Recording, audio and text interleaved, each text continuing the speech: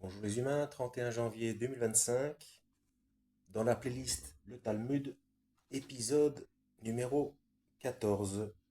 Alors je rappelle qu'il ne faut pas se fier à une seule vidéo.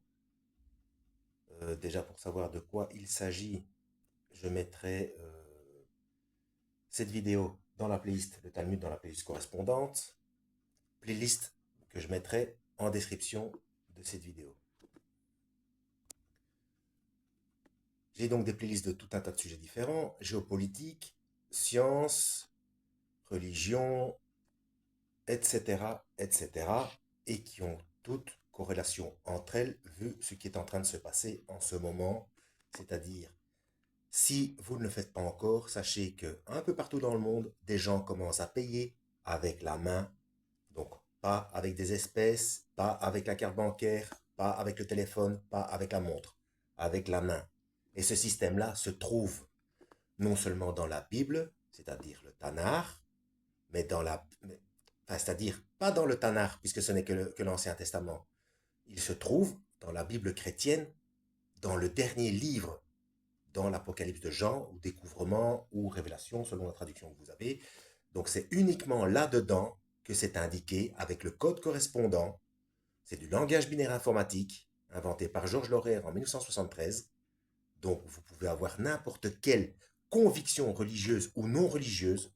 Ce système de paiement dans la main, comme il se fait, est décrit dans l'Apocalypse de Jean et nulle part ailleurs, ni dans le Coran, ni dans le Talmud, ni dans le livre des morts tibétains, ni tout ce que vous voulez. Voilà. Bon, j'espère que ça titille votre curiosité et que vous allez voir mes autres playlists. Voilà. C'est parti. Si les Juifs sont en partie affranchis de l'autorité du Talmud, ils n'en ont pas pour autant perdu l'esprit talmudique. N'oublions pas que, pour le judaïsme libéral, le Messie n'est plus un être personnel. C'est un règne, une ère nouvelle, où s'accomplit l'œuvre de l'unité, annoncée par les prophètes et tentée en vain par Rome. La Révolution française étant la date suprême et fatidique dans les fastes de la destinée juive, dit J. d'Armesteter. Alors, il y a une annotation. Ça se trouve dans Les Prophètes d'Israël, pages 296 et 297, 192. Donc 296, 297, 192. Bon. Et le traducteur de la Bible, S. K-N, pas Cohen, hein, K-N, donc C-A-H-E-N, dit: Le Messie est venu pour nous le 28 février 1790 ou 90 avec la Déclaration des droits de l'homme.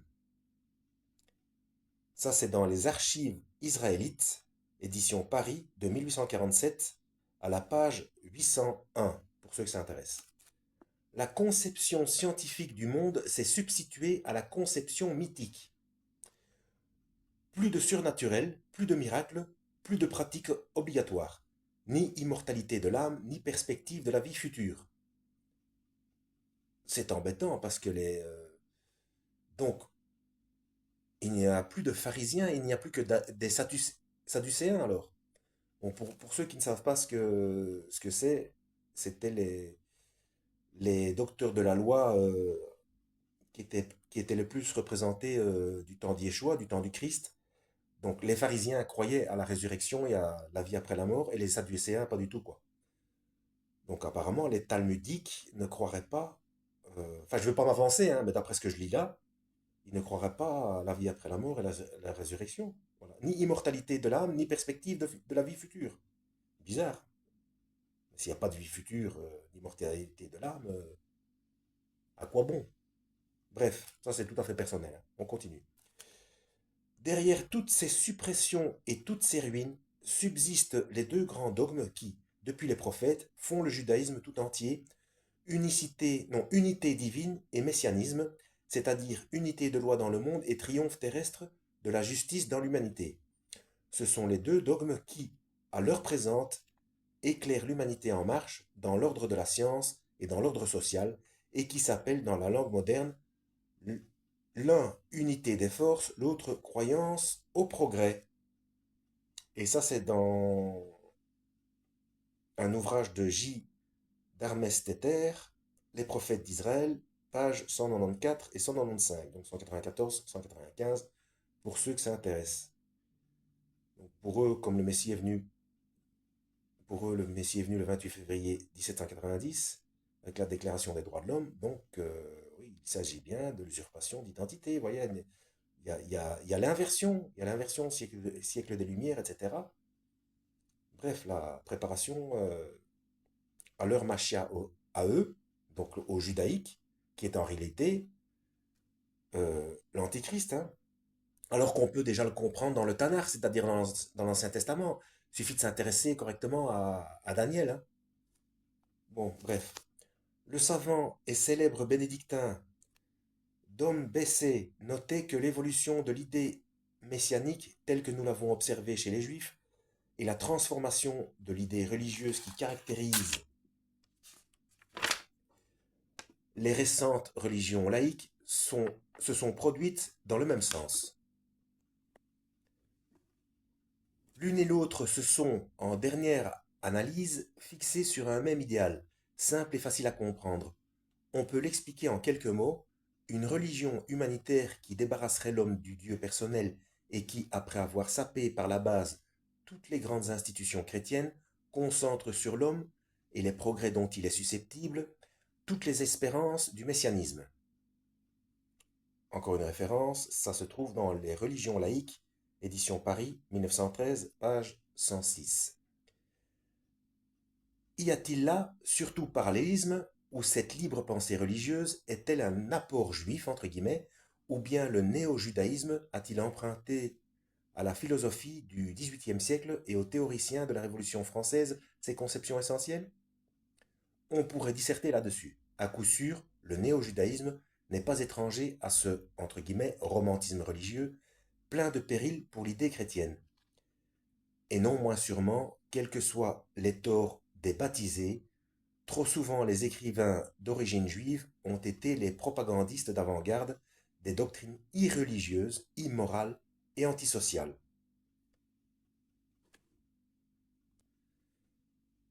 Ça, pour ceux que ça intéresse, ça se trouve dans le document DAFC 2 COL point, est-ce que ça veut dire colonne, je ne sais pas, et ça date de 1685.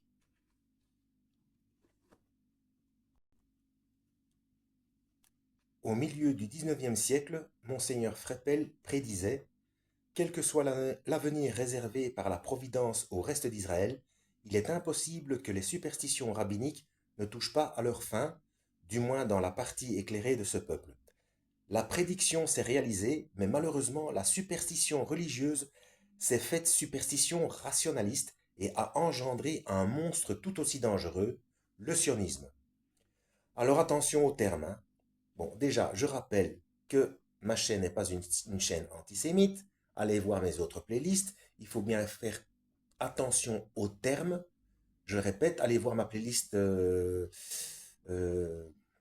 zut, Perversion des codes de Dieu. Donc, pour moi, le langage humain, c'est un code de Dieu, hein, donc, comme les chiffres, les couleurs, etc., hein. Donc, j'explique tout ça. Il y a des vrais juifs, il y a des faux juifs qui sont décrits dans la Bible, il y a des judaïques, il y a des juifs messianiques. Enfin, bref, à l'instar de toutes les ethnies, de tous les courants religieux, de tout. Enfin, bref, chez les musulmans, il y a les sunnites, les chiites, et puis les. Comment est-ce qu'on les appelle encore les... Bref, bon, chez les chrétiens, les catholiques, les protestants, les pentecôtistes, orthodoxes, machin. Bref, c'est comme ça partout, hein. Donc ne faites pas d'amalgame. Je dis ça si vous ne me connaissez pas, vous venez ici pour la première fois. Faites attention à chaque terme, hein. Nous sommes formatés pour comprendre les choses d'une certaine manière, pour qu'on se dispute. C'est le but des dirigeants de cette planète, hein. C'est diviser pour mieux régner. C'est toujours le même schéma, hein, depuis l'Antiquité, hein, et avant. Donc, le sionisme ici, on parle du sionisme politique, qui est un sionisme récent, qui date, je l'ai dit auparavant dans ma playlist, ou dans une autre playlist, je ne sais plus, c'est 1800, 1900 AD, enfin, c'est assez récent, hein. Le véritable sionisme, il y a un sionisme biblique, et qui date de l'Antiquité, ben, c'est tout simplement Euh, Enfin, c'est la montagne Sion, là où Dieu s'est manifesté. Enfin bref, ça n'a rien à voir, hein. C'est les, c'est s'accaparer un terme pour le pervertir et en faire une source de discorde. Voilà. Donc là, donc ce qui a été engendré comme monstre tout aussi dangereux, ce sionisme-là, on parle du sionisme politique. Ah oui, j'en parle, en fait, je le décris très bien dans ma playlist Le gouvernement mondial de l'Antichrist. Voilà.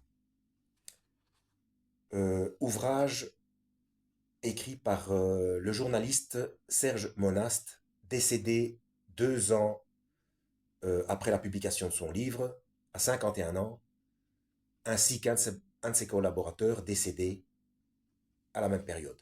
Voilà. Le Talmud hier, le sionisme aujourd'hui, qui n'est que la version laïcisée du Talmud, ont la même finalité, le retranchement d'Israël de la communauté des peuples en réduisant la communauté juive à être un solitaire farouche, une nation misérable et petite, aigrie par l'isolement, abêtie par une éducation étroite, démoralisée et corrompue par un injustifiable orgueil. Ça, c'est dans B. Lazare, L'antisémitisme, son histoire et ses causes. Ça date de 1894 ou 94, chapitre 1. Quelqu'un parmi vous, j'ai oublié, bon sang. Oh là là, j'ai oublié. Je crois que c'est Bertrand Lazare. Je sais plus, mais c'est pas Bob Lazare, hein, c'est pas. Oh, désolé, merci de m'avoir dit le prénom, mais j'ai oublié. Bon, bref. Talmud et sionisme sont intimement liés. En Israël, les juges rabbiniques sont payés par l'État, puisque la loi oblige toutes les villes d'Israël à disposer d'un tribunal rabbinique.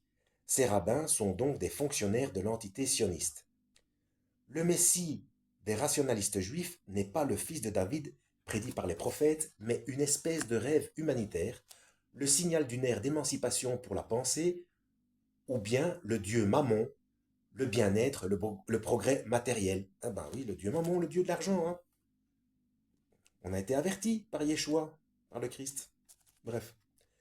Arrivé à ce point extrême, le rationalisme juif peut donner la main au rationalisme protestant. Tous deux, en effet, se touchent par plus d'un endroit. Donc, vous voyez, protestantisme, c'est pas mieux que catholicisme ou judaïsme, tout ce que vous voulez, hein. Alors, la référence, c'est Monseigneur Frépel, Saint-Justin, 20e leçon, page 417, pour ceux que ça intéresse. J'en profite pour placer deux playlists. Vous avez des religions et les religions n'obéissent pas à Dieu.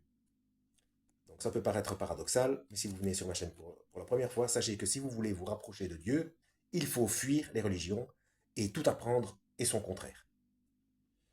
Cette remarque donne une des clés pour comprendre l'histoire. Lors de sa révolution de 1865, deux formes d'esprit irréconciliables se sont affrontées aux États-Unis.